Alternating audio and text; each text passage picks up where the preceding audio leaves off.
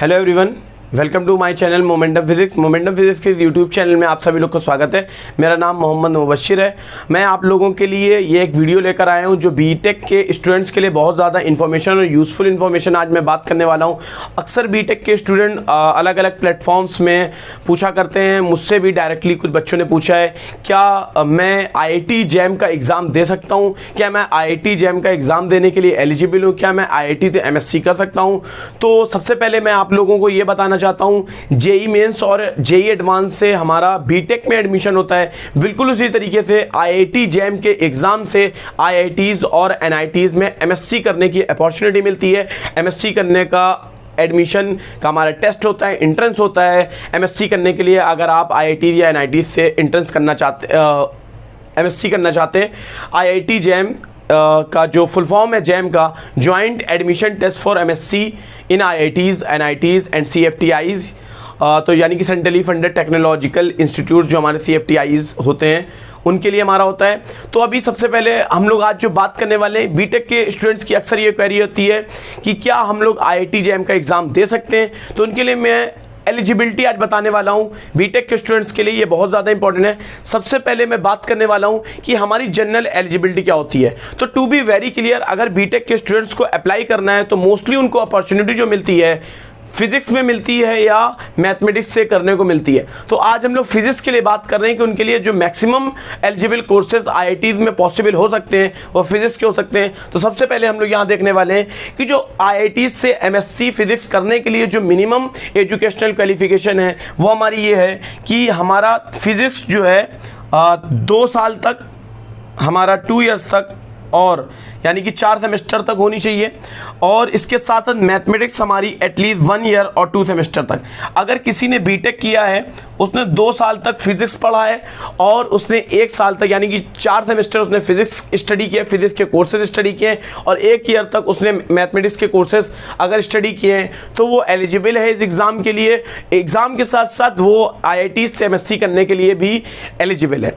Okay, एकदम clearly mention तो नहीं है बीटेक के लिए, लेकिन हाँ एलिजिबिलिटी में ये सिंपली लिखा हुआ है कि हमारी ये एलिजिबिलिटी होती है। बहुत से ऐसे कोर्सेज होते हैं IIT में जिसमें वो डायरेक्टली बोल देते हैं BSc या BSc इक्विवेलेंट हमको चाहिए, लेकिन इन कंडीशन में जो जनरल MSc फिजिक्स का है उसमें ऐसी कोई कंडीशन नहीं रखी है कि BSc या BSc इक्विवेलेंट डिग्री होनी चाहिए। बस उन्होंने ये कहा है कि ग्रेजुएशन में आपके 2 साल यानी कि 4 सेमेस्टर आपने फिजिक्स पढ़ी हो और 2 सेमेस्टर आपने मैथमेटिक्स को पढ़ा हो। अगर जो बीटेक के स्टूडेंट्स लोगों ने जो कोर्सेज चूज किए थे, जो जिस तरह से भी ब्रांचेस से उन्होंने बीटेक किया हो, अगर उन्होंने जो कोर्सेज चूज किए थे, अगर उनके कोर्सेज में 2 साल तक फिजिक्स और 1 साल तक मैथमेटिक्स थी, तो they are eligible to get admission in IITs। उसके बाद हम लोग यहाँ पर बात करने वाले हैं, ये जो मैंने यहाँ पर लिख रखा है, कंप्यूटर साइंस, इलेक्ट्रिकल और मैकेनिकल इंजीनियरिंग, ये हमारी इंजीनियरिंग की 3 ब्रांचेस हैं।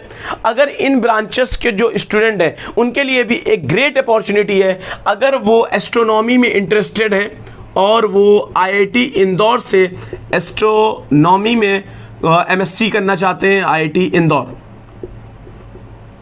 इंदौर से अगर करना चाहते हैं, तो वो कंप्यूटर साइंस, इलेक्ट्रिकल इंजीनियरिंग और मैकेनिकल इंजीनियरिंग, ये 3 ब्रांचेस के स्टूडेंट हमारे एलिजिबल होते हैं। इसके साथ साथ जो हम लोग बात करने वाले हैं कि यहाँ पर बीटेक के स्टूडेंट्स के लिए एक अलग से दिया रहता है एलिजिबिलिटी, नीचे दी रहती है स्टार बना के, डबल स्टार बना के एलिजिबिलिटी दी हुई है। पहले हम इस एलिजिबिलिटी को समझते हैं, फिर उसके बाद हम लोग बात करेंगे ये एलिजिबिलिटी कहाँ के लिए। उन्होंने क्या कहा, बीटेक के स्टूडेंट्स के लिए अगर उन्होंने फिजिक्स कोर्सेज पढ़ा है 4 सेमेस्टर तक, यानी भाई 2 साल वाली बात आ गई, 4 सेमेस्टर तक, और उसके साथ साथ मैथमेटिक्स पढ़ा है 2 सेमेस्टर तक, यानी कि 1 साल तक उन्होंने मैथमेटिक्स को स्टडी किया है, should be eligible for admission.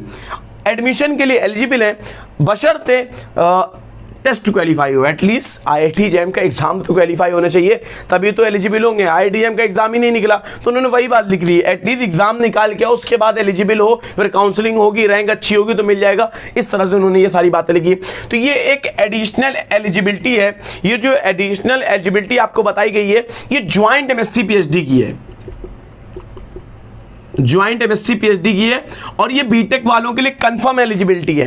ये बीटेक वालों को उन्होंने मेंशन कर दिया है कि बीटेक के जो स्टूडेंट्स हैं उनके लिए ज्वाइंट MSc PhD की अपॉर्चुनिटी है। अब आप पूछेंगे कहाँ से ज्वाइंट MSc PhD? अगर आप IIT खड़गपुर से IIT खड़गपुर से अगर आप ज्वाइंट MSc PhD करना चाहते हैं तो ये आप लोगों के लिए एक गोल्डन अपॉर्चुनिटी है। बीटेक के स्टूडेंट्स के लिए वो कर सकते हैं। फिजिक्स 2 साल तक यानी कि 4 सेमेस्टर और मैथमेटिक्स 1 साल तक यानी कि 2 सेमेस्टर आपको स्टडी करी हुई होनी चाहिए बीटेक के कोर्सेज में।